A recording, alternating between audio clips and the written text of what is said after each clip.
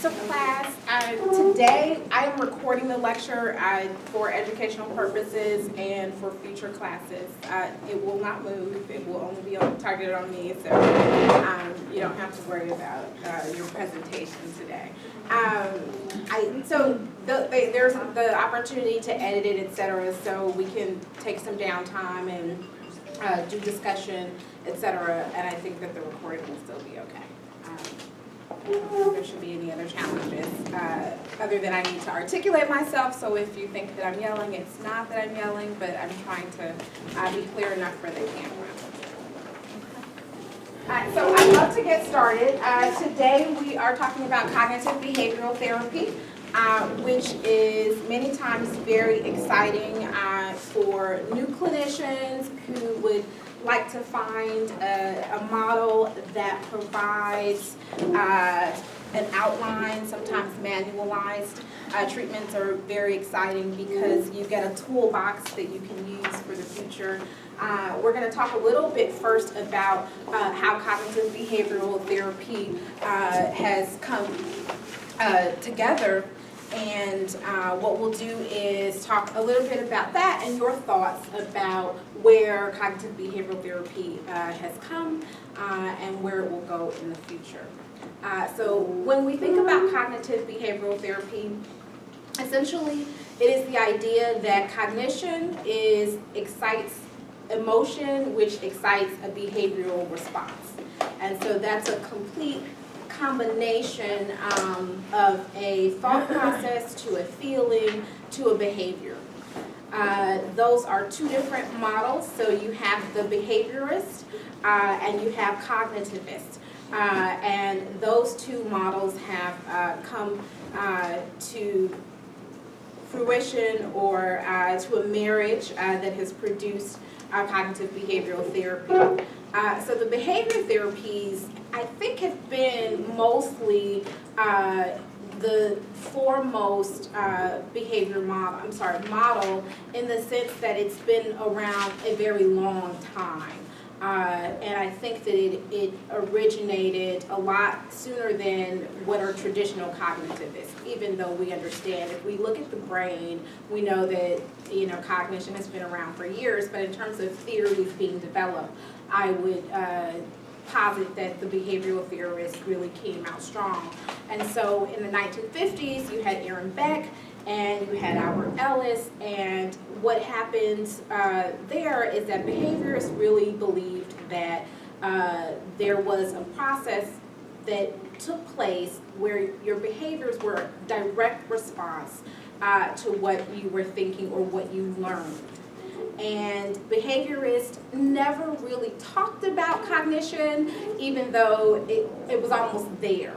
And so behaviorists have always really followed the B.F. Skinner's in terms of classical conditioning and operant conditioning. Are you familiar with classical and operant conditioning? You've had that training, etc. Okay, so then you're familiar with the idea that it has come together over the years, and behaviorists have decided that they would accept a cognitive theorist into their realms after we had the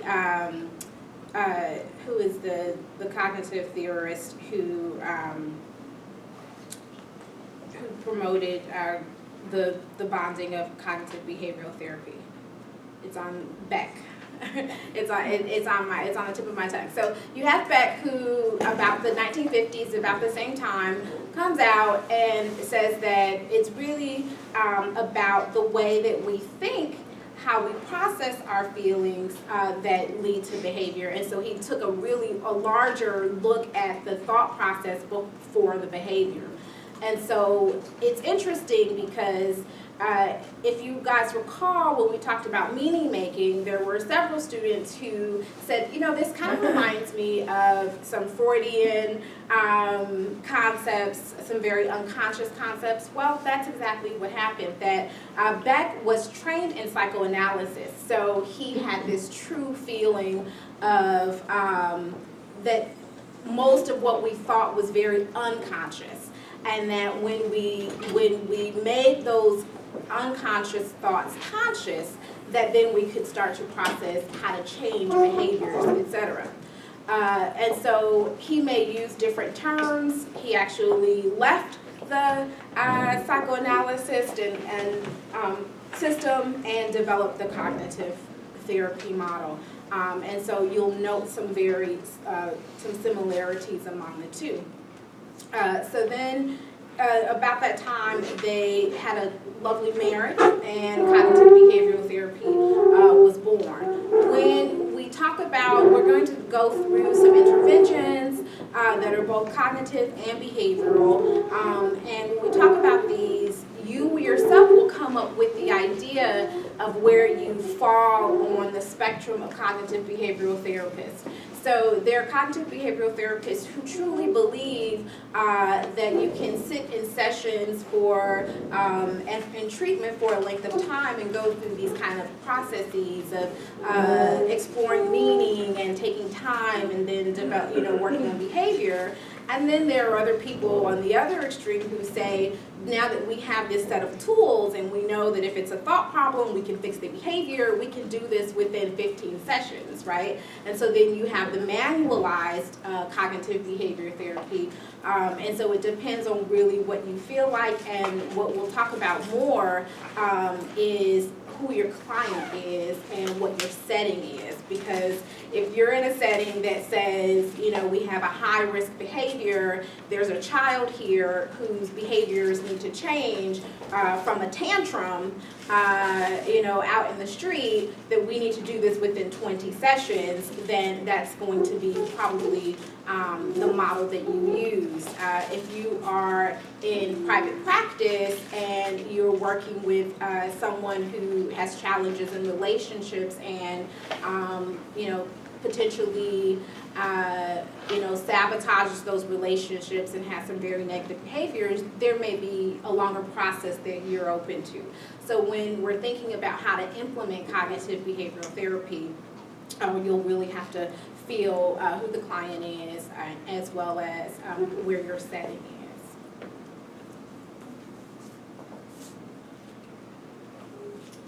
So in the cognitive interventions for CBT address those internalized patterns of negative thinking that affect physical, emotional, and behavioral responses. And the behavioral interventions address those patterns of action and problem solving. So essentially what we're saying about the combination. So I would say that in my practice working with families, it has been more of an integrated model. I have not, done the manualized CBT because there are other things that are happening with families in that place, in that moment, that may or may not lend themselves to a manualized treatment. So I will give an example. I had a family who, and that was the reason I used the tantruming example before, where there was a mother and a son who really, they had some interaction and communication challenges, and he would tantrum, and once he kind of fell out on the floor, yelled at his mom, etc., his mom's response would be that she would send him away, or she would hit him to stop him, and then she would yell at him, and then she would kind of send him away. So essentially what's happening there is that the tantrum is reinforcing the behavior. So he gets to avoid the tasks that he would normally have to do. If he didn't tantrum, then he wouldn't have to, then he would have to do the task. So what we did was that I worked on parenting skills and attachment theory, because I believed that there was a relationship between this mother and child that really needed to, that really needed some work, because they were not, mom was not able to understand what he was trying to say and his behaviors, etc. So there was that piece of it. And so I really worked on attachment, and I worked on some parenting skills where mom could manage the tantruming. So that's not necessarily CBT, But once we did that, then mom was able to manage the tantrums and then still get him to do the task. And so because she was able to do that, it wasn't reinforcing for him. So that was where the CBT came in. So when we talk about the behaviors being a response, and we'll talk a little bit more about it when we cover the learning theory in a few moments, that the behavior gets a consequence that's either positive or negative. And so in this sense, the positive thing was that he didn't have to complete the task. And so what mom did over time was learn to manage the tantrums and also get him to complete the task. And so then, because he still had to complete the task, he realized I no longer need to tantrum, and the tantrums have decreased. So it's a great example of kind of integrating cognitive behavioral therapy without completing manualized therapy. And so I will also give you examples of when it would be appropriate to do something very short term. We'll see a clip today about a young girl who is suffering from some anxiety-related issues, and so doing that in a manualized form might be easy enough. You have a child, they just need to change some behavior, she's going to need to get into school, and they can do some very short-term work.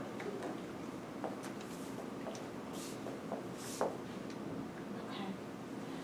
So cognitivism as a learning theory is the theory that humans generate knowledge and meaning through sequential development of an individual's cognitive abilities, such as the mental processes of recognition, recollection, analysis, reflection, application, creation, understanding, evaluation. It just kind of goes on, but essentially it is saying that what is happening in our worlds, the way that we see them are individual and unique. It talks a lot, the learning theory really talks about the person who has developed a specific worldview, and that is the way that they learn to behave, that they have seen or observed or they have experienced, and that is what leads them to their particular worldview, and it leads them to act on that worldview, and that is the way that humans learn. And I find it very interesting that now in the field there is neurodevelopmental research that's being done and neurocognitive research that's being done that really will help us to shed light on what happens with the brain and that thinking process. And so that's going to be really important as you guys are in the field, and if you are really interested in cognitive behavioral therapy, you might really want to follow some of that research in neurocognition. And so that's what the learning theory is, because that based on all of our experiences and the way that we process meaning is the way that we learn how to be in the world, how to relate in the world. And then you have the behaviorists who really talk a little bit more about stimulus, response, and conditioning. Can anyone share with me an example of stimulus, response, and conditioning? So I asked a little earlier about your history or your past experience with operating classical conditioning.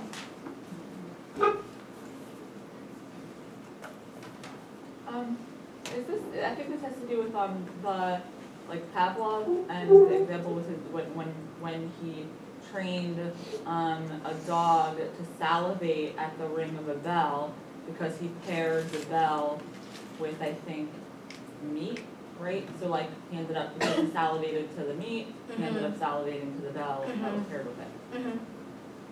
What I see in my at my job, not my internship, the conditioning they have is with cigarettes. Whenever someone gets up, I don't know how to explain it. Whenever someone gets up, they automatically think this person's going outside to smoke a cigarette, and they all ask, "You got a cigarette? Can I have a drag? Can I?" And that's kind of they're conditioned to think, okay, whoever's going outside is going to smoke. It's kind of simple, but that's what I see with, because I work with people with dual diagnoses. That's my job. So that's what I see, their stimulus response conditioning. That's an example I see. So that what they see is connected with past behaviors of smoking the cigarettes, and the stimulus is someone Getting up. Yeah, Okay. yeah.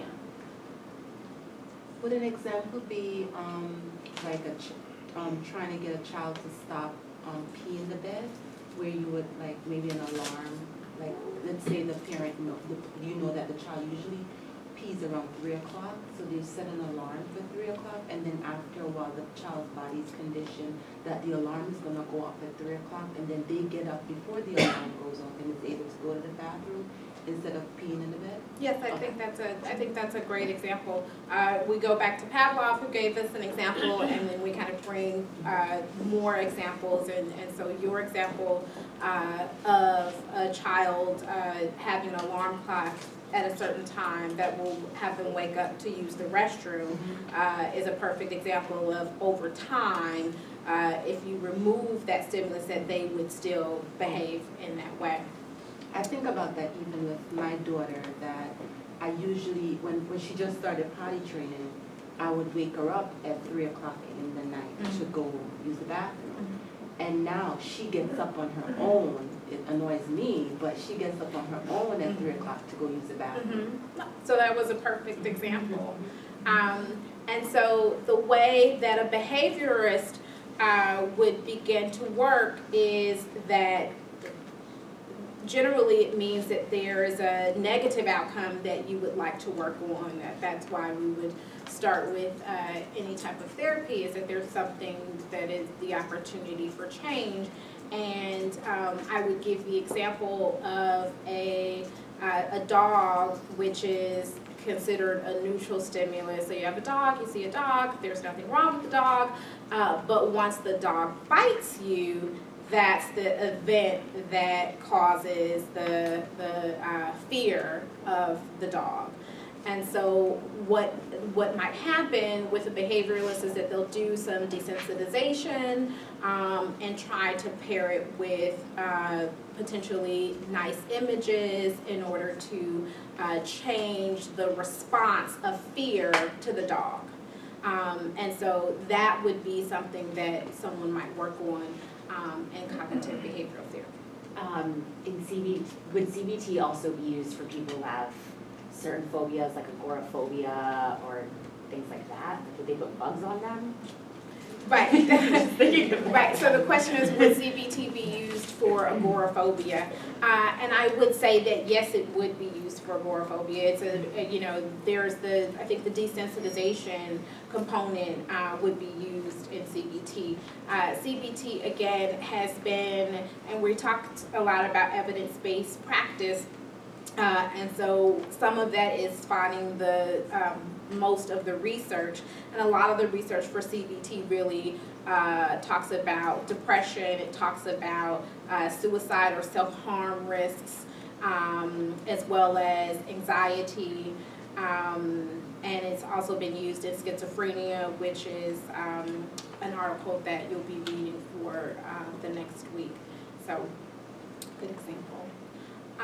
Another example of behaviorist and learning theory is a child who believes that there is a positive outcome for behavior. So what I talked about earlier with the young child who had the tantrum, and the positive outcome was the not having to complete a task.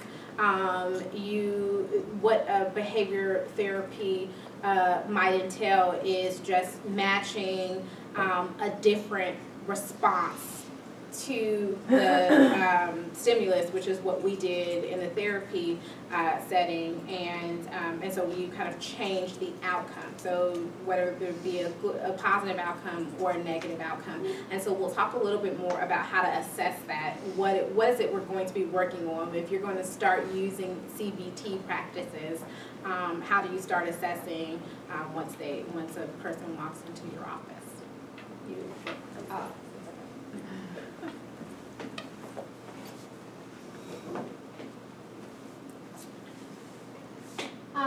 So what we'll do is talk about what are some of the interventions that would be used.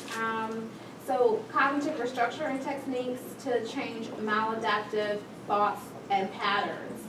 And so when a therapist starts here, it is very similar again to that meaning making, and just, you start to ask questions of your client about the way they see the world, and then allowing them to, in some ways, restructure that. Some challenges that are found in adults that are having challenging thoughts are that there's a concept of demandingness, which means that they've accepted their worldview. It's not necessarily working for them, but they're not willing to change that worldview. And that can be very challenging in a clinical setting. And so it's a lot about working through that. The psychoanalysis theory and component of that kind of comes out where you really bring everything into awareness and you really process that information in order to help the client to begin to restructure some of those thoughts for more positive outcomes. So do you need to have the cognitive, so an example is I have a client who went to CBT treatment in the past because she had a fear of going to the bathroom in public. And when she was doing therapy, they had her listen to a song that she really liked, on her iPod when she went to the bathroom, so that then when she would associate she would hear the song and then be able to go to the bathroom in public. And that helped change behavior, but that was only the behavior part of it. Would the therapist need, I guess does the therapist really need to fully understand the cognitive part behind that fear to help the behavior change? Or is there a level of just working on the behavior specific without the underlying root of the cause?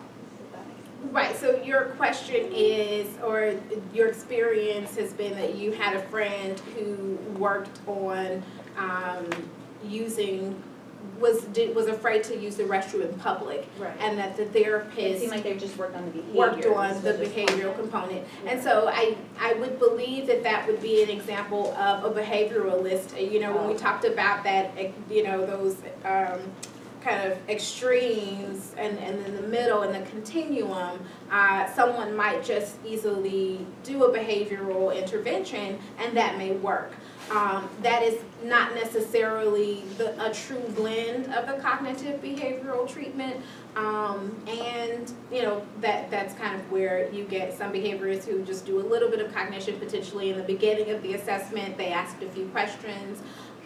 In that situation, a cognitive behavioral therapist would really go back and try to find out what made them, what ignited the fear in them about public restrooms, and hopefully that they can change that.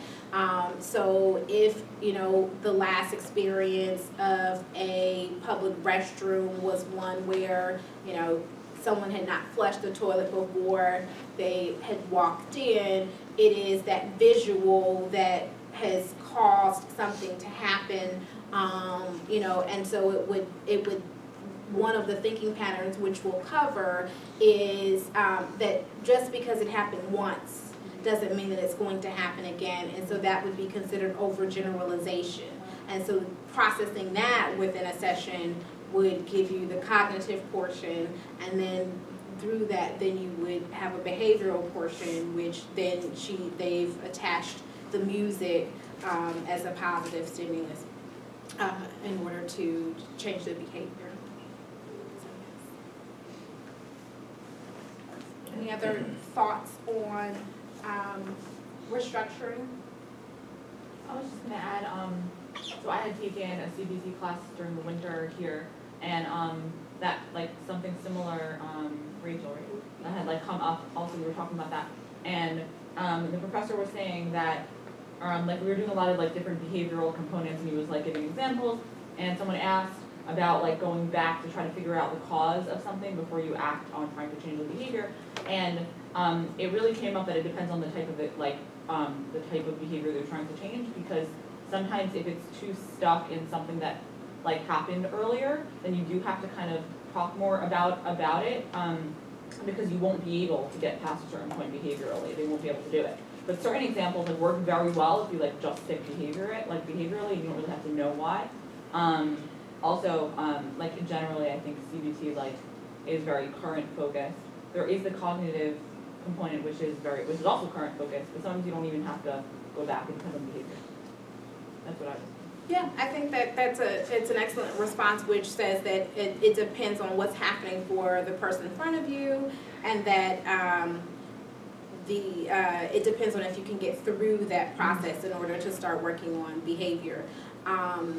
And I think you're also talking about that continuum in terms of that a behaviorist may say there are some behaviors that you don't need cognitive, but then if you move towards the other continuum, a cognitivist might say all behaviors need that. So you know you're thinking about where you fall on that spectrum in terms of how you would do your work with your families or your individuals. Behavioral modification techniques to change behavioral responses to internal and external stimuli. So this is just showing that these are the integration of both the cognitive and the behavioral. The modification techniques, you know, they can be, they range. They can be from the very simple to you know, to larger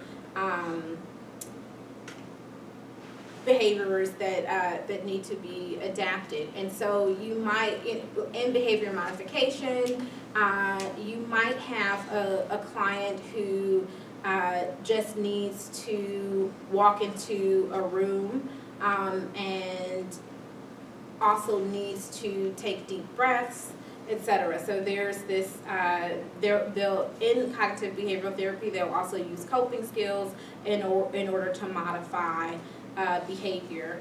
Some of the, I guess, larger scale behavior modification, I think might come from those instances where you have individuals or families who are stuck in the cognitive portion, and so they have a longer way to come in terms of behavior modification, and so there's just a lot more work, and so it depends on, again, who's the client, who's presenting in front of you, and what we'll do with our next reading is find out which approaches are appropriate for what type of clients, or at least try to explore that more. So CBT, the combination by nature and really,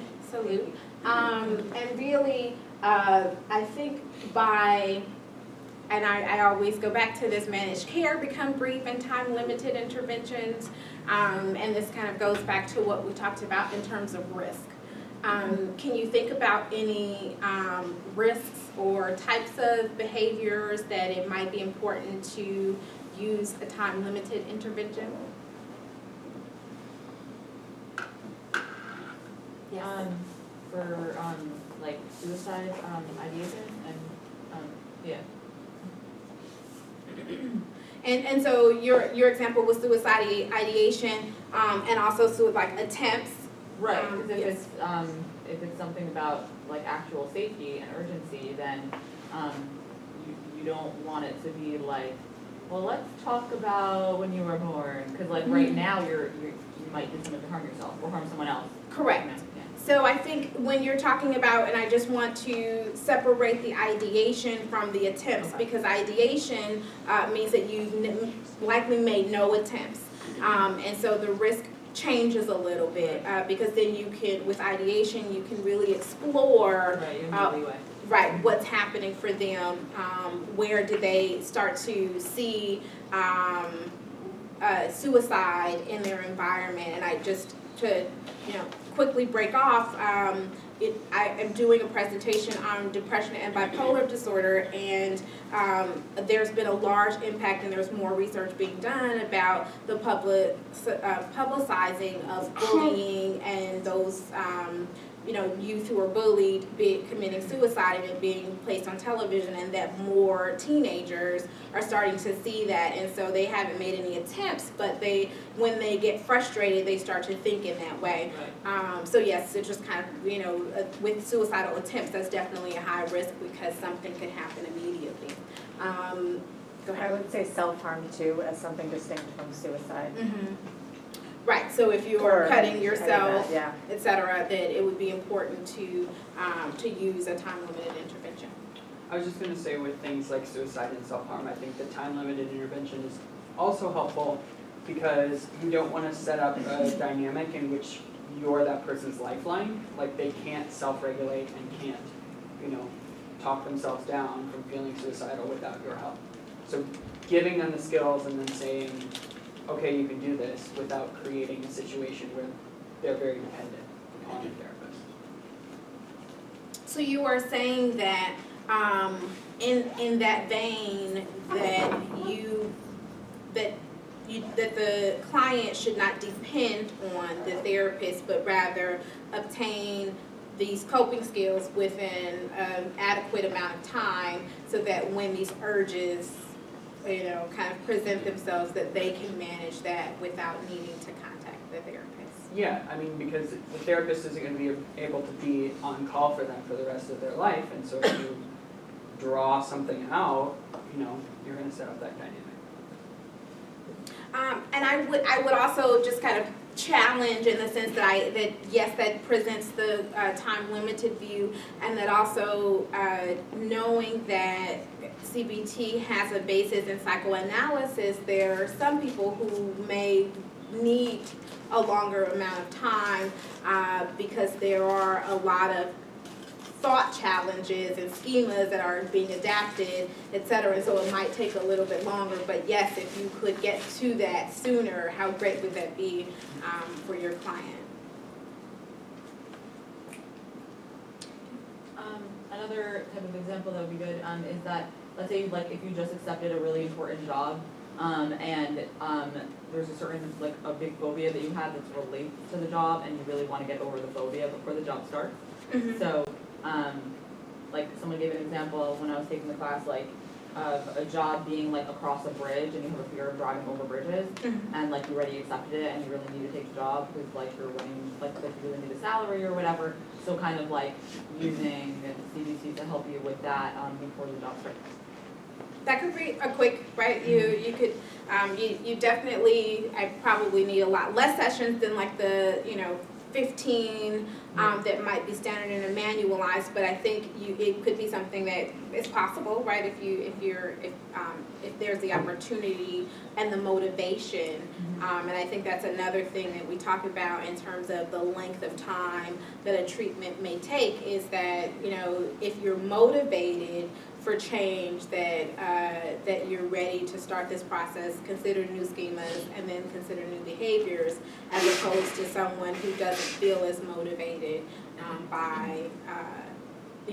to do something different.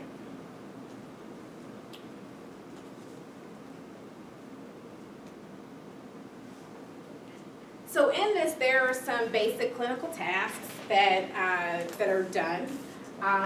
One, you have to determine the baseline behavior, and that is because people, each one of us are very different, and so people have different behaviors. And so I can say one of my own examples with a mother was a generalized anxiety disorder in which her baseline was very high, that probably from childhood there was a level of anxiety, which remember, you'll also talk about strengths in your work with CBT, and it actually propelled her. She had 2 master's degrees, etc. And so sometimes anxiety can be good for us.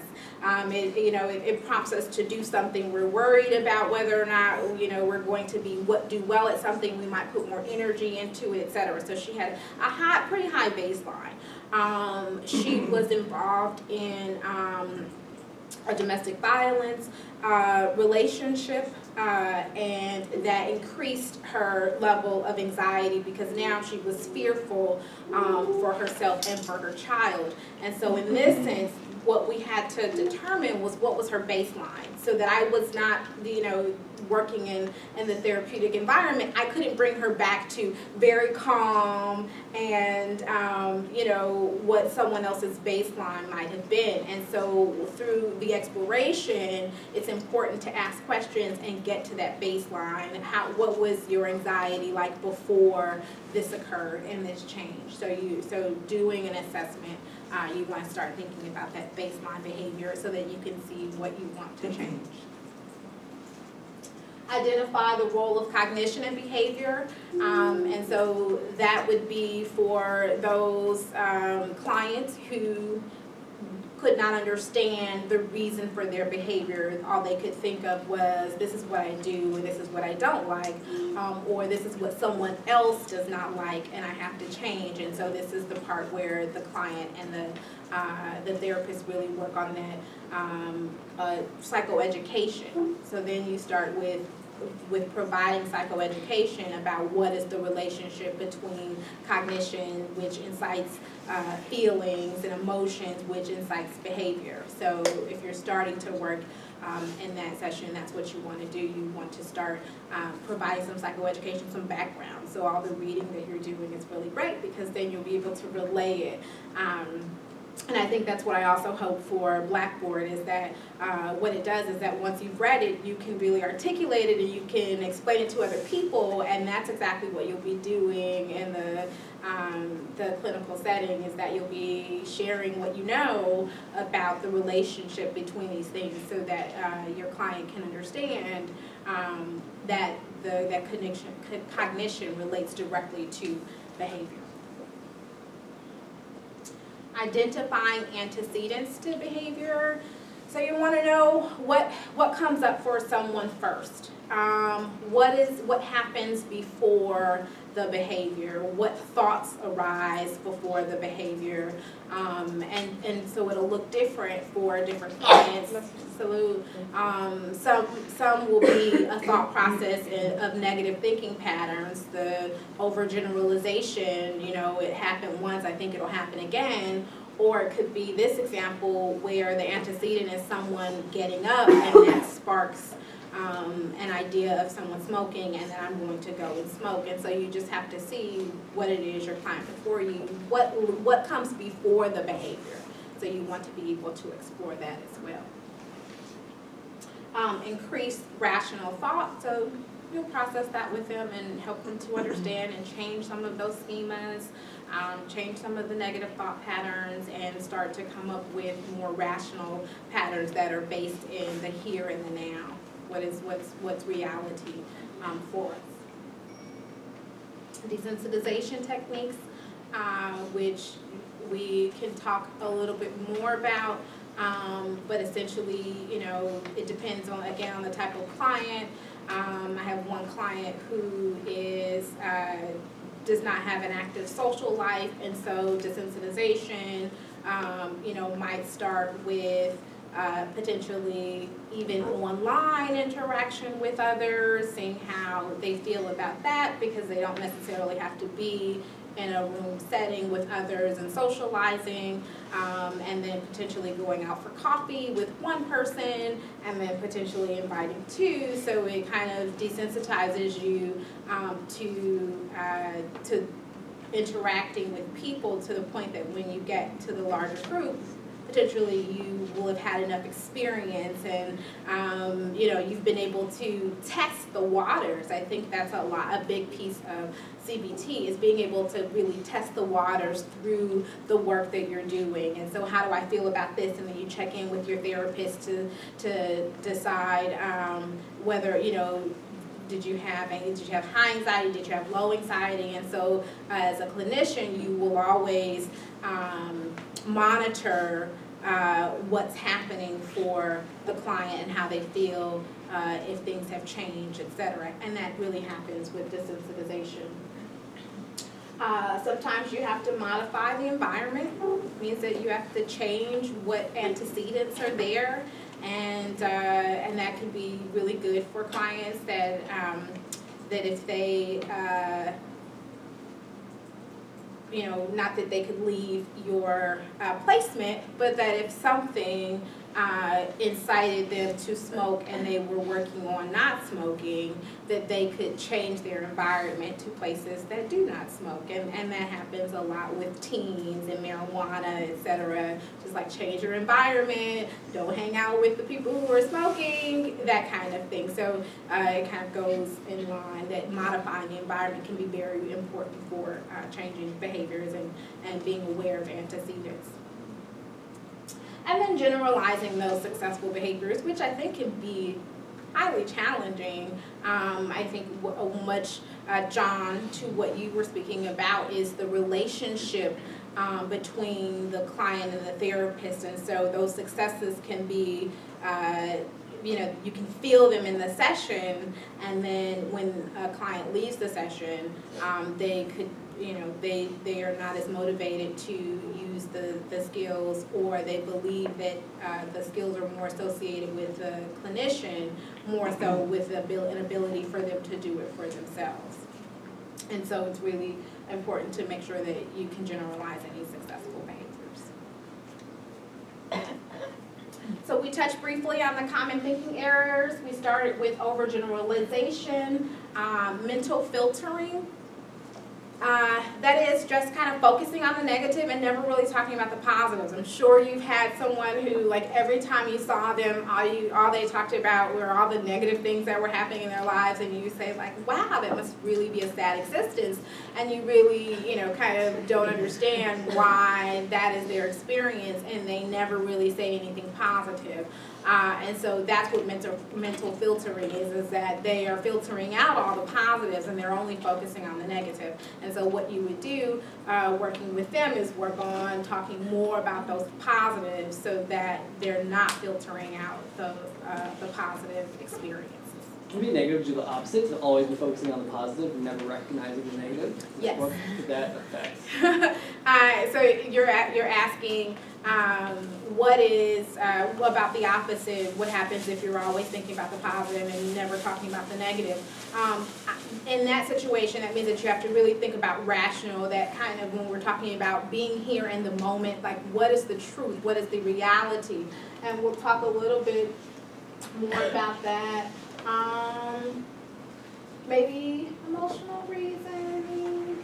No, not so much. I would leave it with mental filtering in the sense that you could, that yes, someone could always be thinking positively and they're not thinking about what's happening in the here and now. And you really need to talk about what is the reality. And the reality is that there are some things that you dislike, and there are some things that do not go, the way that they should go. And so I'd love to explore that more about what would that client be working on, and then I could really give you a response about how to go through that mental filtering. Do you have an example? I got not a client actually. One of my good friends, like everything is dandy all the time, and actually it's like frustrating to everyone around him. It's like clearly it's not like it seems like things should stress him. And, I don't know. It's more, I guess, frustrating for everyone. So I wonder, so what behavior do they need to change? So it has to be linked. So you need kind of more information. So what behavior would that friend need to change? How does it impact them? What are the negative consequences of that? Do they get fired all the time, and and they think, you know, I don't know, and they think like, oh, these are great, this is great for me, right? And so no, then we're gonna need to really talk about what's happening in the here and the now, and we really need to talk about what I would go to exploring meaning, what happened in his life that he's leaning more towards the happiness, and potentially there was some sadness there, and then that would definitely relates to why he has trouble getting in touch with his emotions. And then we have to talk about being able to really think through that process and understand that those feelings really impact his behavior, and then how do we shift and change that. But yeah, they're opposites, and you want to explore it. I can already see you working on him. Yes. I'm just thinking about another example similar to that. I don't work with anyone like this, but I'm thinking, let's say someone is in an abusive relationship, and the clinician knows that she's in an abusive relationship, but the woman she's speaking to, the client, is always just talking about positives about her partner. It says like, he does this and this for me, and just doesn't even focus on the fact that like he's beating her up and abusing her. Would that be? So your that's question denial, is, I was just giving an example of like, I think mental filtering, like just filtering out the negatives and just focusing on the positives.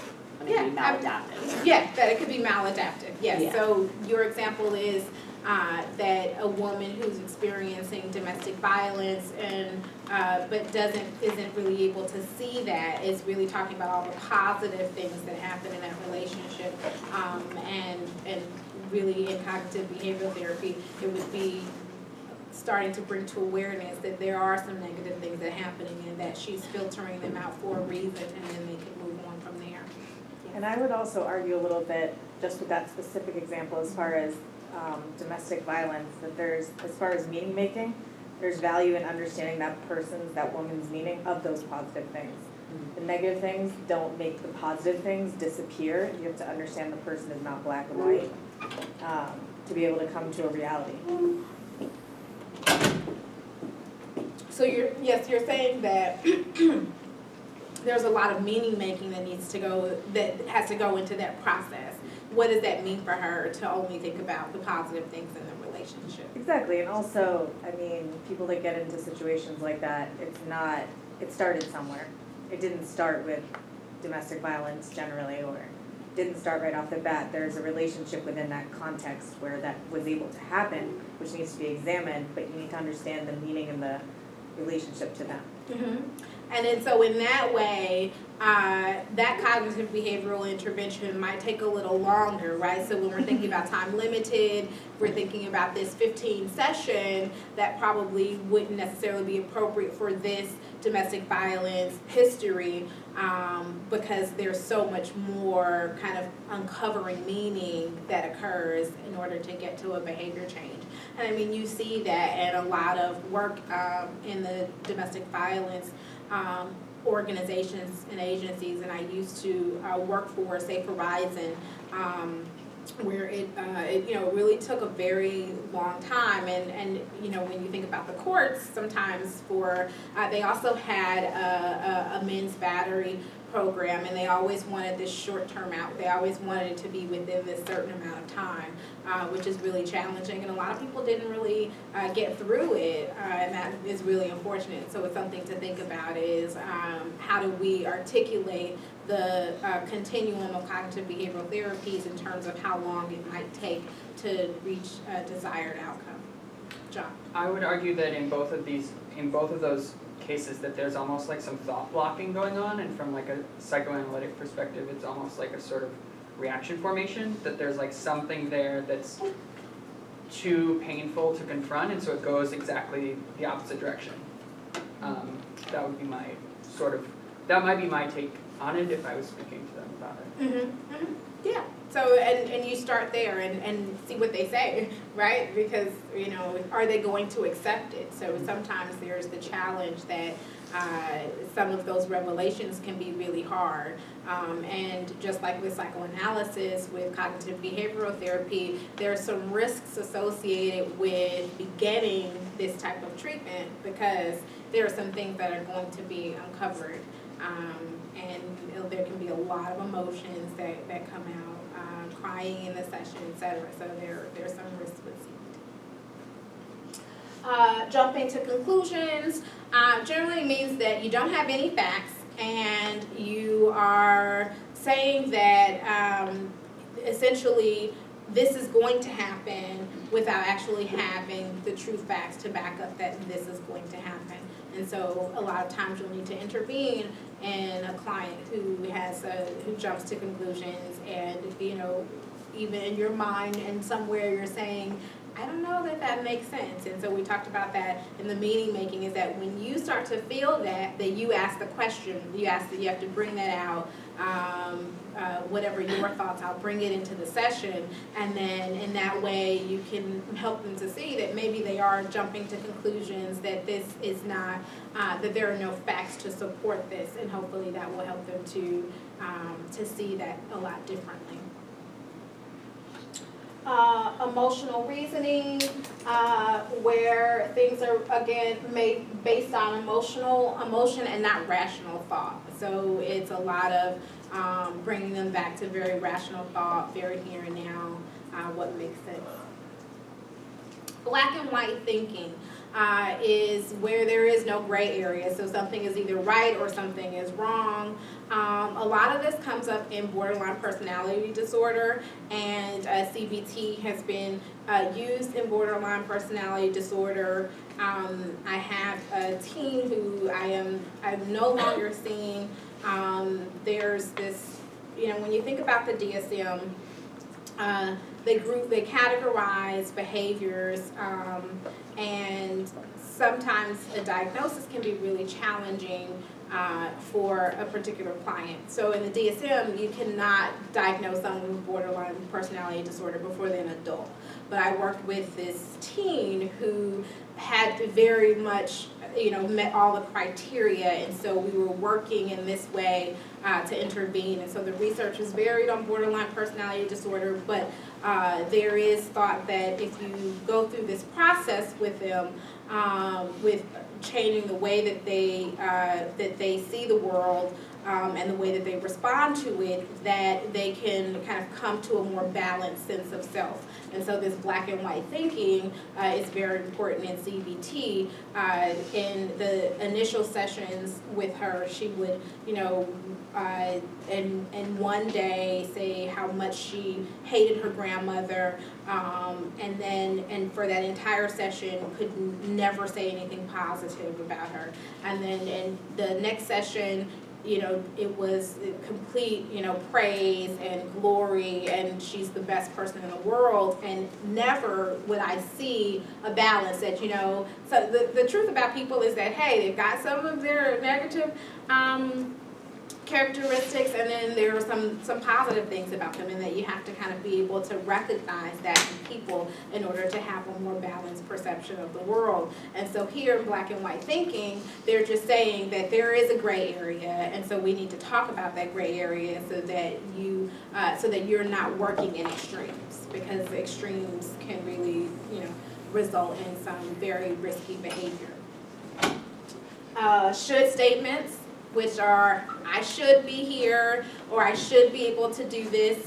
When you're thinking about skills, a lot of times what will happen is that someone may say, I should be able to drive a car, right? That there's a feeling that they should be able to do something, where the reality may just be that you might talk them through that, in that they are that they're not focusing on what is happening and where they are. So the fact is that you cannot, and potentially that was because you never learned how, you didn't have the opportunity. Sometimes clients aren't able to really think in that back kind of, why is it that I'm at this moment where I'm 35 and I can't drive a car. And so when someone says the should statements, it's important for a therapist in the CBT model to really talk them through that, so that they're not making as many should statements, and they're just talking about what's actually happened, what their history is, etc. So these are some common thinking errors. There are additional ones that you will explore as you decide what's important in terms of working with your particular client. So are there any thoughts about practicing CBT? If I could maybe get by a show of hands, who is highly interested in the manualized cognitive behavioral therapy, and then maybe a hand for those who believe that it might take more time and potentially are more on the spectrum of cognitivist, where there's a lot more of the understanding and meaning making. And so I think even in that question, it's important to understand the benefits of both. When I began in therapy, I actually was trained in several models, because what happens is that you gain a lot of skill from those models, and then you develop the clinician or the perspective that you will use, and you have this kind of toolbox. So having the evidence-based practice is practical and it's influential for your treatment. But just kind of hands in terms of your view on cognitive behavioral therapy and applying it, and whether it would be more kind of brief, time-limited intervention. How many of you are interested in participating in something of that manner? 2, 3. So out of about 22 students, just about 3 or 4 who are interested in it, which is interesting. I think that the manualized form is again beneficial in terms of kind of having that toolbox, and again with some of what we talked about before in terms of thinking about the client that you're working with. And so even in that question, it's important to think about what is it that even though we have a way of seeing the world or the things that we've learned and we've become most comfortable with, as we go on, it's going to be important to think about what is it going to be appropriate for the client, right? So, and your setting, et cetera. So it seems like many of you may choose settings that don't require kind of that crisis-oriented response. And so that's an interesting place to be. Okay. So when you are meeting with a client, it's important, again, I think based on what we've talked about and covered today, how are we going to get to the antecedents, and how are we going to get to the baselines? We're going to do that, and the term for it is differential assessment. So you would need to start by defining the problems clearly, discovering any related factors. What's happening on the personal level, what's happening on the family level, what's happening on the societal level, what's happening in laws, etc. Figure out what's going on for them. Explore the constructs of distress. What's underneath the distress? How do they see it? How do they interpret it? Why is this particular incident distressful? And then again, identifying the strengths and resilience factors, which I think what was important in the case of the woman and parent with generalized anxiety disorder was that, some of the anxiety, there was a strength in that, and that she was successful in her educational goals and academic pursuits. And then deciding on outcomes. So essentially, again, it's not about the therapist. I had this young woman who we were working on the black and white thinking, and I ended up we terminated because she had met her treatment goals.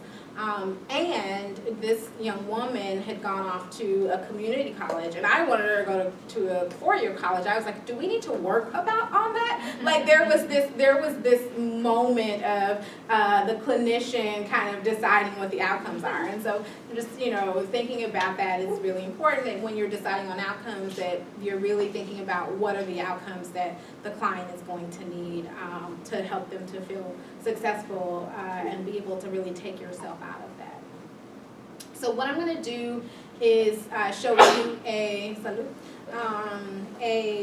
video of a young girl. Her name is Katie. She comes in because she has some school-related anxiety, and the therapist is going to do an initial assessment, and then we'll discuss that.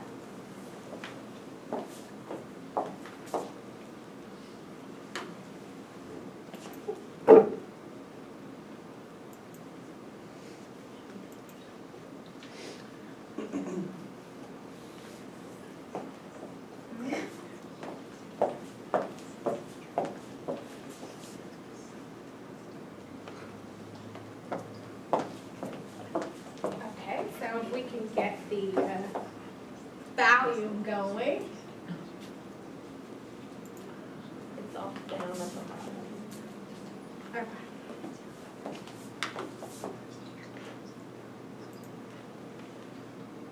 The other things apart from going to school. I'm going out to the shops. Right, okay. Can I dim the lights? Yes.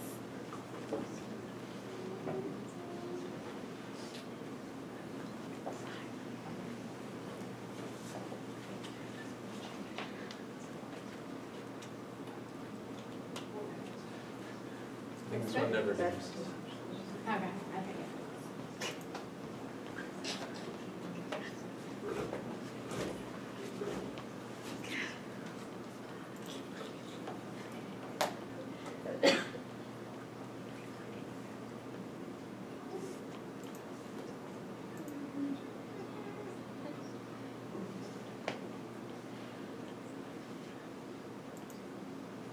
That's a bit from your mum about the things that she feels are a problem at the moment, the things that she's worried about. But I wonder from your point of view, what feels like a problem to you at the moment? My panics. Okay, you panics. Anything else that feels like a problem? Being scared. You're scared. Okay, can you tell me a bit more about that? Well, I just get really scared. What sort of situations do you get scared? And when I have to go to school. Right, okay. Any other things apart from going to school? I'm going out to the shops. Right, okay. Tell me a bit more about that. Well, I don't like going out without my mum. Right. So does that is that just going to the shops that you feel scared, or are there other things? No, I don't like playing out. Okay. And are those things that you used to enjoy doing? Yeah. Right, okay. Any other things that feel like a problem? I want to go back in my class with Pam and Amy. Right. Pam and Amy, your friends, are they? Yeah. Okay. Anything else that you feels like a problem? My house. Right. Tell me a bit about that. It's too small. Right. I want my own bedroom Okay. and a garden. Okay. Any other things just to put on the She said garden. She wants a garden. Okay. Well, that's a good list. What I'd like us to do now is go through each of those problems and have a think about how you'd like each of those things to be different. Okay, so if we start with the panics then, how would you like that to be different? Just to stop having them. Right, okay, I'm just going to write these things down, Katie, okay. So, I'll put stop having panics. The second thing you mentioned was that you were feeling scared, and that was stopping you doing things, going out without your mum, so stopping you going to the shops and playing out. How would you like that to be different? I just want to get back to normal. Okay. And what would getting back to normal mean? Going out to the shops and playing out. Okay, so if I put down that you'd like things to get back to normal, which means being able to play out on your own and being able to go to the shops on your own. Okay. The next thing you mentioned was about school, and about sitting next to your classmates. Yeah, I like sitting next to Amy. Okay. So how would you like that to be different? Well, I want to go to school, but not with Mr. Jones. Right, okay. So you'd like to be with your classmates, but you're not happy about being with Mr. Jones at the moment? Yeah. Okay, well, I'll write that down then. Now, one of the things your mum mentioned was about school dinners. I understand at the moment that you're going home to have dinner with your mum. I wondered if that was something that you'd like to be different. No. Oh, can you tell me a bit about that? Well, I like going home for dinners. We have chips and everything, chips and burgers. Right, okay. Are there any other reasons why it's hard to go into school? Because they all ask me questions. Right, okay, so that still feels quite scary. Yeah. Okay. And the last thing you mentioned was about your house. Tell me how you'd like that to be different. I want a big house Right, okay. and a bedroom Right, and a garden. okay. That's great, thanks, Katie.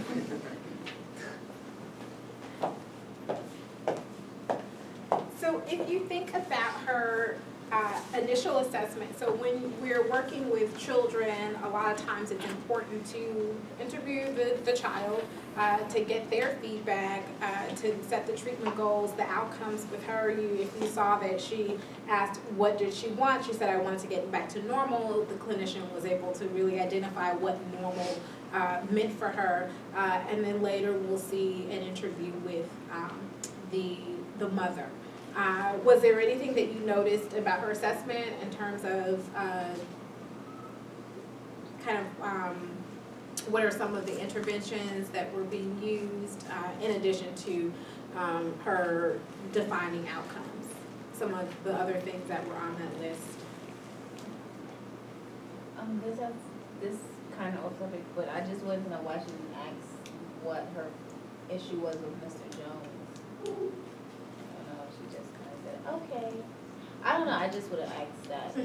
It's probably nothing, I just would have, I don't know, asked that. Okay, so you're saying that she mentioned Mr. Jones and not wanting to go back into Mr. Jones' classroom, and that you would explore what that meant for her, Yeah.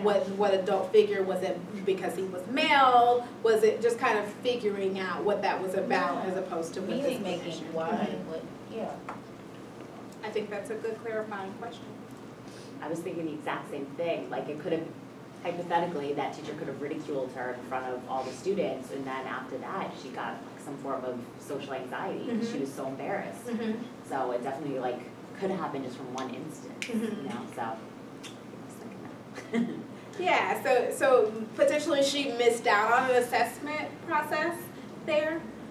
What about some of the things that she was able to do in the session? I like how she asks, like how you do sometimes, you restate the question, the statement that the other person, that in this case Katie said, and then asked her how to change it. Like she wrote it down and then she told her, I like that she told her, I'm writing down such and such. She didn't just go, okay, okay. She said, well, I'm gonna write that down. She told her what she would write down, then she restated it to her, and then she asked her, what would you like to change about that? So I thought that was a good exploration, you know. It's important that you, and interesting that you say that, because one of the other things about cognitive behavioral therapy, which has been discussed, is that there's an important rapport building between the clinician and the client that sometimes can be missed, particularly with those on the continuum of CBT who are very behavior oriented and may miss out on some of those relational aspects of assessing, et cetera, and intervening, and that relationship. So the ability for the clinician to let her know what she was doing to help her feel comfortable. I'm going to write these things down, and then I'm going to ask more questions and get more detail and help her to clarify what her challenges are. That happens a lot in the clinical setting where sometimes, and in this case with children, that they don't have the goal already. They don't know what to change, and so the clinician is helping them to guide them through what potential changes could come out of the treatment. But she was also trying to determine Katie's baseline behaviors, like what's different now and were you able to do those things before? So that she knows that this has been a shift in her daily life. Good. Baseline behaviors.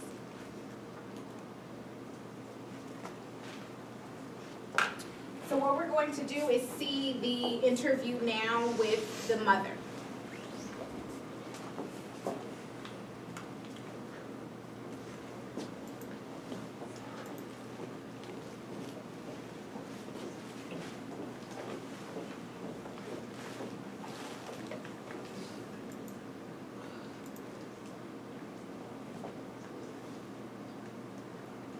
I would like to see the interview with the mother. And then when situations come along, they can sometimes find them difficult to cope with. And I know we've talked about how, you know, recently Katie's had to cope with, for example, starting in a new class at school. Yeah, and then there's also like with her dad, because he's just got a partner who's having a new baby, who's having a baby soon. And then the other day, Katie was asking me if it's a girl, will she replace her? So I think she's being really worried about that. Yes, right. Well, I think it's things like that have triggered the problems for Katie now. That's why they've started now. And I think these anxiety cycles that we've been thinking about is what's maintained the problem, is what's kept it going. And I think particularly the fact that it's now got to the point where Katie's tending to avoid the situation she finds difficult, isn't she? And or she's tending to escape from them, to run out of the class. And I think, you know, what that means is she's not learning that if she stays in the situation, actually her anxiety will come down and she'll start feeling better. Because she's just getting really upset, isn't she? And yeah, it's sort of really difficult because she gets really worked up. That's right. So I know it's hard, isn't it, to get her into those situations. And I guess the other thing is she's learned to look to you for support, hasn't she? So when she starts getting scared, so I think if you're not there, she finds it quite difficult to manage those feelings that she gets. Yeah. So I think what I'm hoping that we can do is give Katie some different coping skills, some things that can help her deal with these feelings that she gets. And also to try to stop her avoiding some of these things that she finds difficult. Right.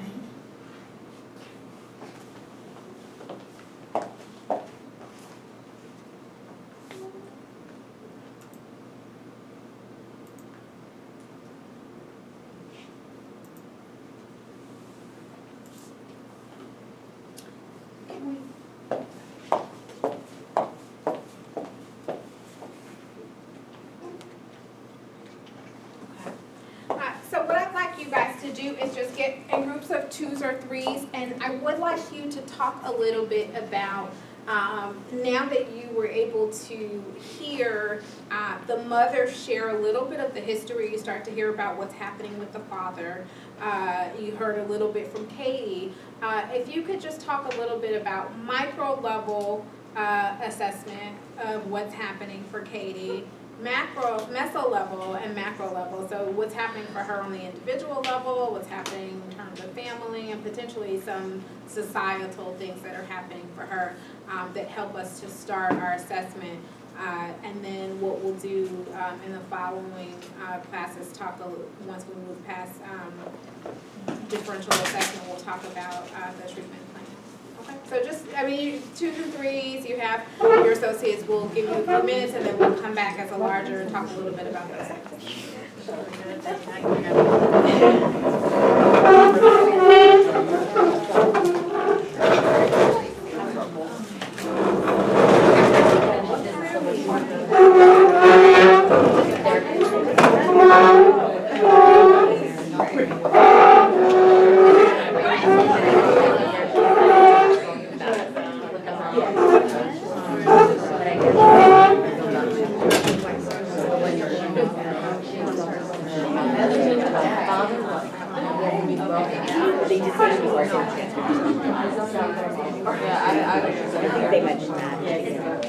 Yeah.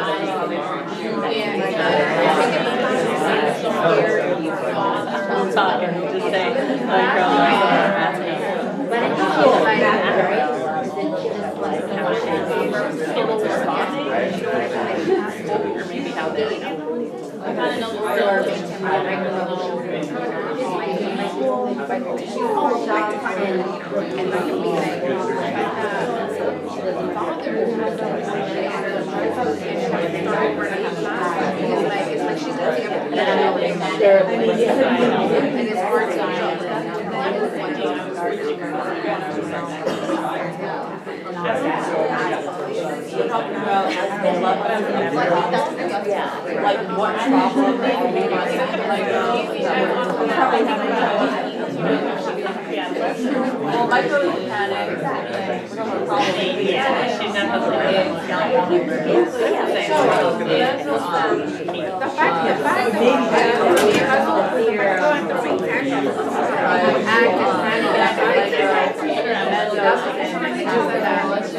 maybe she dad and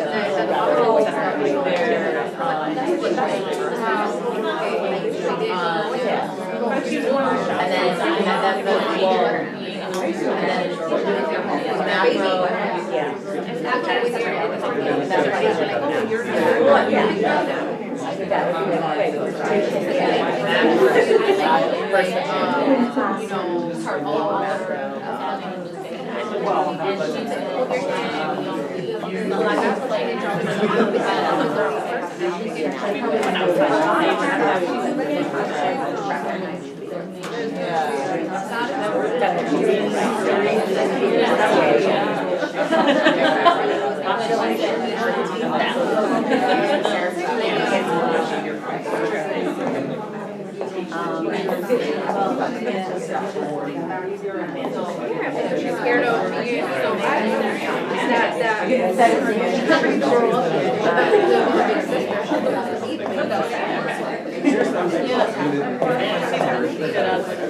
Oh, we are. So, but yeah, that's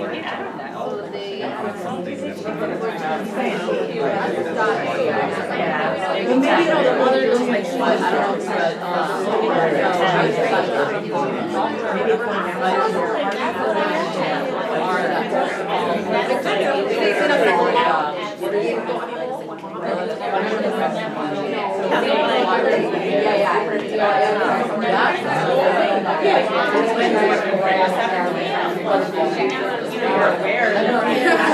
You got it.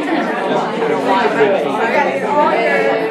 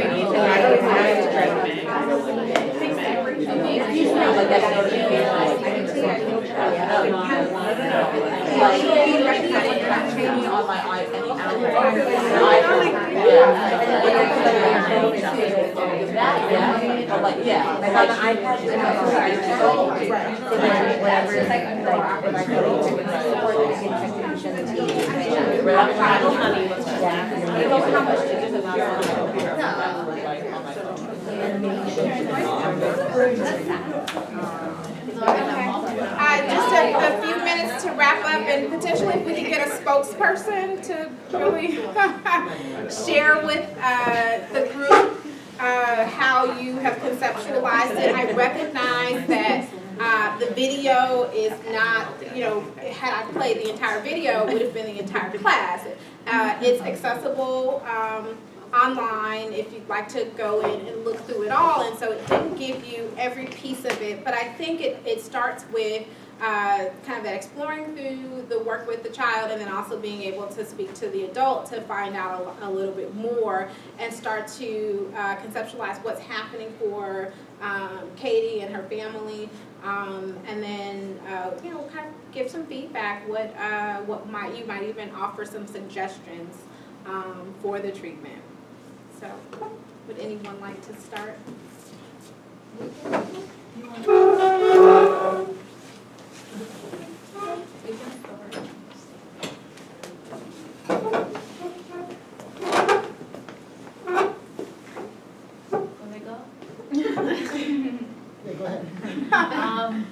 So we talked about the macro level, talked about the meso level, and the micro level.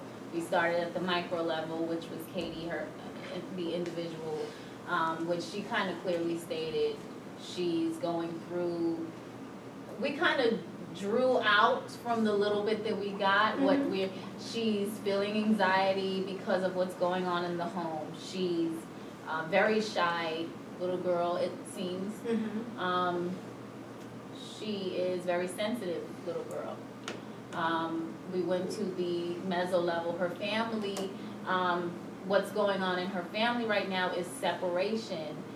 probably experiencing some separation from that, some anxiety from that separation. Her father, we came up with the theory that maybe she feels like, because she's so close with her mom, she feels like the father left both of them. And then we kind of figured that she was an only child, or at least the only girl, because of what she asked her mother, is his child gonna be a girl, or am I gonna be, so she's feeling that as well. So a lot of stressors and components in her family. Then with the macro level, we were trying to figure out who in the hell is Mr. Jones? He is very important to us, well, to me. He's a very important piece of the puzzle. He could be the part that speaks about the societal, maybe she's being ridiculed, but then on the other hand, maybe he's pushing her too hard. Maybe he's actually trying to do something good, but she sees it as bad. We don't know who he is, so that was our thing. And obviously, she's afraid to go out into public. And what is that? Is that leading to agoraphobia possibly? We didn't really discuss that part, but that says a lot, so. And I wonder, when we talk about her being shy, it's interesting to think about baseline too, if she was shy prior to these events and having the challenges in going to school, her baseline would be different than a child who was, voracious or, appetite for excitement and just, very engaging, and then they completely went to a different experience, and so the baseline would be different, and so you would want to explore what is Katie's baseline for that. So I guess we think the same thing as we talked a lot about talking to the daughter and how the therapist really didn't get into any of that information. We don't know if she was outgoing before. We know she has these friends, but we don't know anything about the friendship. Seemed like the therapist was scared to really ask her any questions about it. Maybe her mom is over coddling, won't let her go out on her own. And when she tried, she got lost and was scared. If something event was a precursor to all this, and maybe the teacher does push her and know it like her parents don't. And I think with this new kid, separation anxiety, where her parents, you don't know anything really. It seemed like so much was left for us, I guess, as viewers to make up and figure out who this teacher is. And it seems so empty, the session. Yeah, I will say that there's more to it, right? I said it's about 2 hours.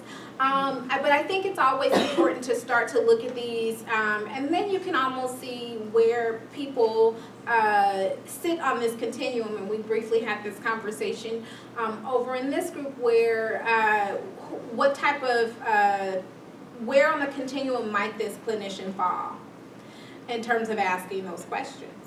So we're saying, well, we didn't hear that deep uncovering more questions, and so what might that mean in terms of the continuum that this clinician is working from? Where might Behavioralist. they might be very, so she's kind of in that middle towards behavioralist kind of, continuum, and so potentially she's saying, hey, these are the behaviors. And these are the ones that we can fix or we can change, and we're not going to do that. And so it seems like you are saying I'm a kind of cognitivist, and I think that we need to explore more of that. And so it's an interesting way of seeing kind of how assessment will look different, and really in terms of outcome. And I briefly, because I don't want to do all the talking, but here we were talking a little bit about the idea that potentially Katie asks for a big house and garden, and so cognitivists might really start exploring that. Well, this woman is clearly a behavioralist, because if you see the entire video, they say it's not a goal, and they just exit out. And they only focus on the anxiety, the panics, the getting into the classroom. So they essentially just exit out. Don't worry about the house and the garden. It's non-essential here. So it's an interesting kind of continuum. I just wonder, the therapist touched on the fact that the behavior was different at one point. At what point would you ask her when that behavior changed? Would that have been something that she should have done right there? Is it something that you explore later? Any thoughts on that question? But you asked when would she, say that one more time, sorry. Or would you at all, I guess? The therapist asked her, you know, what she wanted to change or what was different. She didn't want to be scared anymore about like going to school or out to the shops. And then she asked her, have you always been scared? And she said no, and that she wanted it to go back to normal. So there was a shift in the, you know, the anxiety or whatever. So I'm just wondering, like, at what point would you address, or should you address, you know, to her, figuring out when that behavior changed, and maybe what what happened around that time that made it change? And that would be cognitive too, right? Because if she's a behavioralist, she got the information she needed and that Right. it changed. So all we need to know is that it changed. So she might not ever get that Whereas information. cognitivists might want to know how it changed, when it changed, what it, I don't know. What That was made just it me. change? Yeah. Yeah. John, and then your name? Direct. Direct, okay. Well, I was just gonna say, she could also want that information as a behavioralist, because if there was if the behavior changed, as a behavioralist, she would probably come to the conclusion that there was some sort of like stimulus that happened that changed the behavior. So whether it was that she was in the classroom and Mr. Jones ridiculed her, and then all of a sudden that was this stimulus that brought up an anxiety of returning to the classroom. But I hear what you're saying, but I think as a behavioralist, she would also want that information just in a different way. If that makes sense. Because maybe you're talking about baseline, because that's still Right. behavioral. Yeah, yes. Direct. I think with children, it's easier to get that information from the parent in terms of like when they actually saw the change in behavior. Because I don't think that children always recognize that their behavior changed as opposed to, I think that's important in terms of working with children and adolescents. You have to think about, you know, in terms of their being able to remember that type of information, when it changed, et cetera. So it's really important, those collateral interviews as well. We also spoke about perhaps because her father was having a new baby, she might have felt inadequate and replaceable. Maybe she was scared to even leave her mom when she went to school or went out, and was having a little bit of separation anxiety from her because she didn't want her mother to go off, find someone else, have another baby, something like that. Right, because there was the piece where she's eating lunch after school, she's eating at home instead of eating with the rest of the group. With her mom. And so she's able to be there with her mom, and that really has a lot to do with the breakup of the family, and aligning with mom, and not being wanting to be separating, having the same thing happen, where potentially mom could leave depending on what her thought process is. She could, then you could kind of go to whether or not she's, I don't know if it would be overgeneralizing, but in the sense that it happened to father, and so I just automatically assume that it will happen to other people as well, that my mom could leave, and not being able to conceptualize that. What about this group back here? What were your thoughts?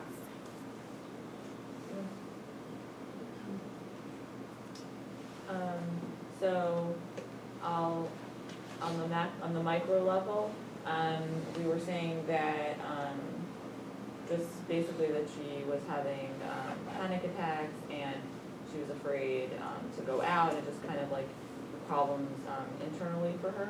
And on the meso level, we were saying, she wanted the new house, she was struggling with, the baby girl the girl that was gonna be there, and, she was you were saying anything about school? School, well, I thought that was that's not. Oh, so I guess, I wasn't sure if school in general was more meso or micro, and then on macro, we couldn't, we didn't, we couldn't think of anything societally. What about societally? Did anyone get anything? Any thoughts on that one? Oh, I would say that something has to do with what society tells us about being a young girl, maybe, in terms of expectations. Kind of play with other young children, like what does it mean to be? Play with others, what we're told as far as family being like central to everything, but as her family is breaking up. I think I definitely thought about that when you think about culturally as well, in the sense that in America there's, you know, a two-parent household, and so potentially that's a struggle as well. And so what does it mean to now have an extended family, which is kind of not traditional, even though I think that when this was made, it was not traditional. We definitely be that it has become more common. Good point. I mean, yeah, we didn't talk about this too much, but I mean, just the fact that she says that she wants to get back to normal, like, yes, there was like a normal for her, but the normal for her is probably also defined by society, and she probably has these ideas of like, she sees the other children and they're okay playing and they're not afraid and they go shopping with their mom, and so that's kind of what makes her realize that like, oh, like, no, I'm not normal, I'm not like these other people, you know, my parents live in different houses or something maybe.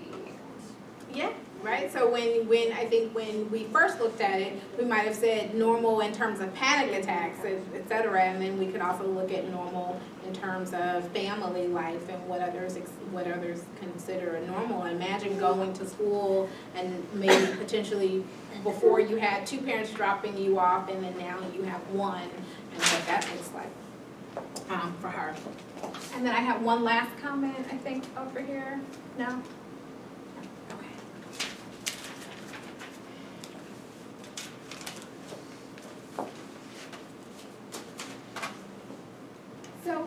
So that's a little bit about doing an assessment, is asking these types of questions in order to make sure that you are defining the problem, that you're talking about it, that you're making connections that are cognitive, et cetera. And then what you start to do is figure out what the treatment plan is, and so that is your next stage.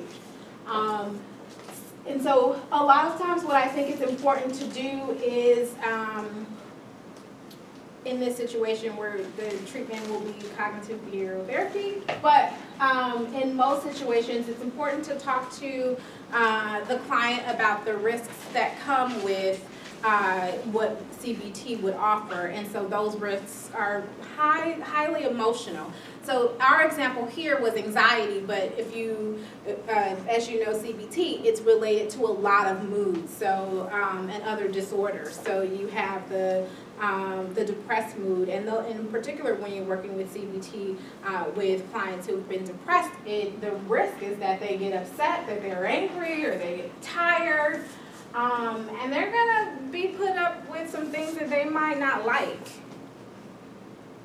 And so imagine needing to tell that either to a child or to an adult that when we start exposing you to these things, they're gonna be very uncomfortable. All these feelings are going to come up. So it's important that the clinician is able to articulate what some of the risks are that are associated with the treatment. Was your hand up? No. So what we'll do next week is we'll talk a little bit more about interventions. What I'd like you guys to do, you have a reading on schizophrenia.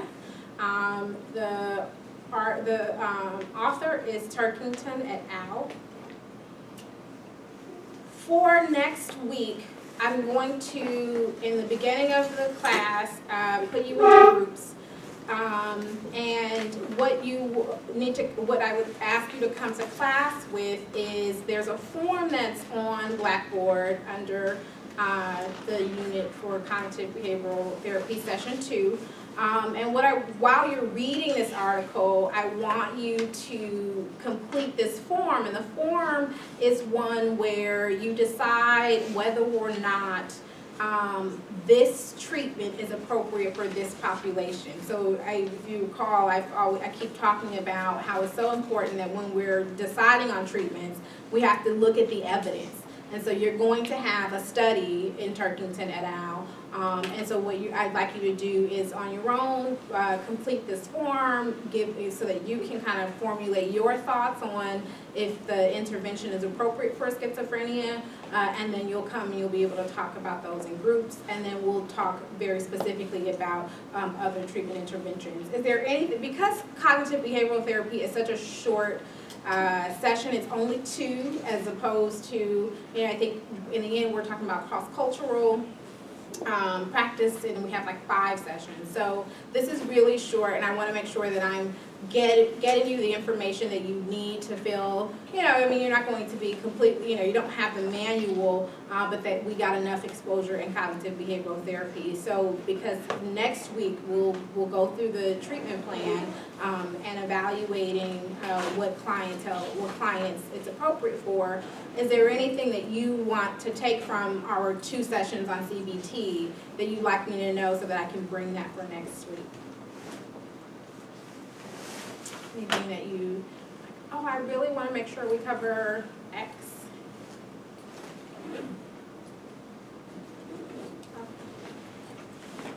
Not so much. Okay, so the dean is having a dialogue with the dean, series of discussions around social work practice, education, future innovations here. So this is an exciting time to hang out with the dean and talk about what's going on, your experiences, and what will happen in the future with at Silverman. So they're both on Thursdays. One is the 13th in the evening, and the other is on the 18th in the afternoon. So I am going. It's not? It's a Tuesday. It's a Tuesday? Okay. So I have the email here, and maybe I miss. What is the term when you type it in? Typo. Typo.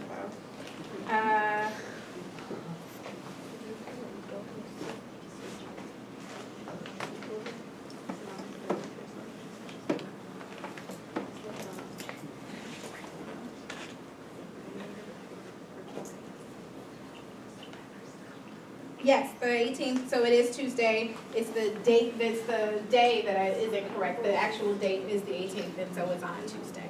So Tuesday in the afternoon. That's right before class. Hey, so that one might be really nice. I'm going to that one. Okay, so I will be there on the 18th to see what Dean Mondros is talking about, and then there's the other opportunity on Thursday in the evening. Alrighty, I will see you all next week. Take care.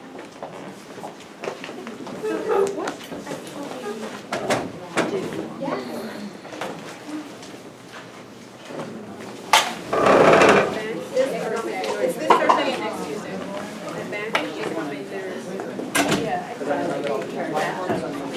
I will send an update to that one. Everybody has the same thing as like mandatory reporting.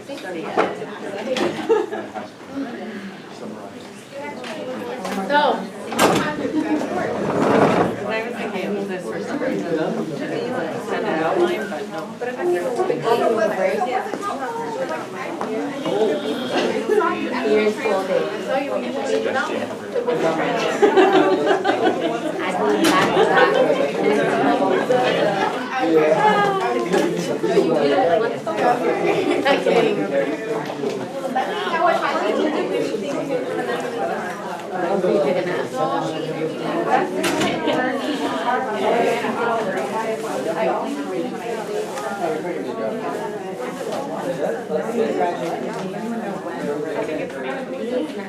That's the like big graduation.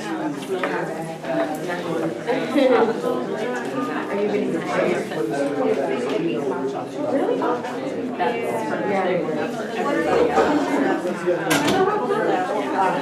I haven't. Let me know, okay? So I might go to and be like, hey, I had a social issue. So what's happening? How long is it so far? Ticket prices keep going up. Do you know anything? So you don't go to your parents' house. Wait, no. Wait, are you not gonna work there? I got my coat.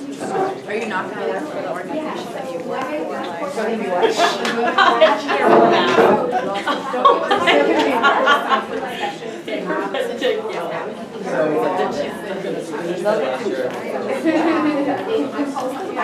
Thank you for that. Please. I've been gaining weight.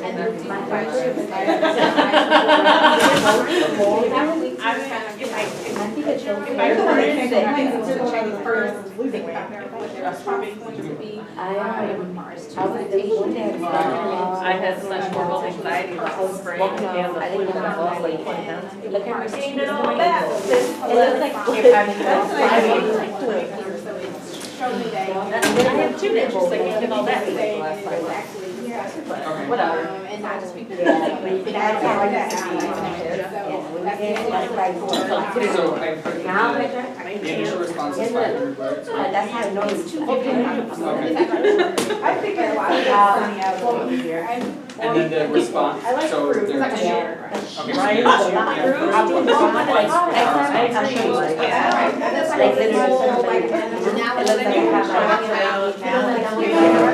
Students are saying.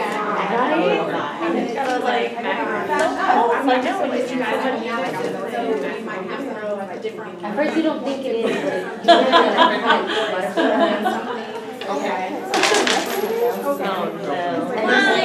And then in terms of the sentences, do you want like in text or do you want like at the bottom, the whole sentence? So anything that's in the classroom, honors level post. Well, one unlucky person. Okay, okay. Yeah.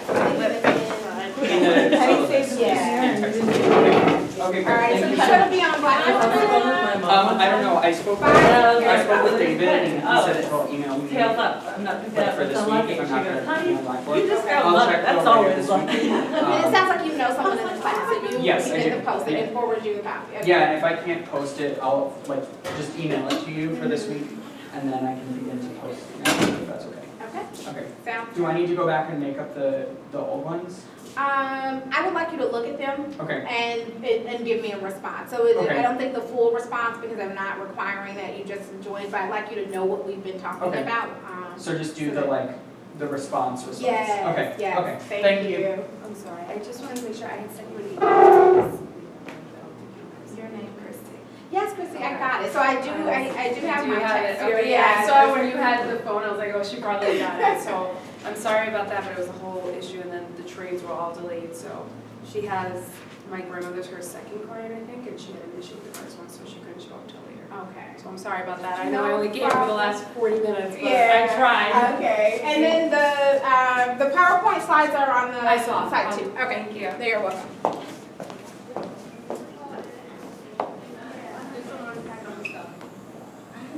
Yeah. Question, I'm gonna look it up and then, I guess Father, see what's that about.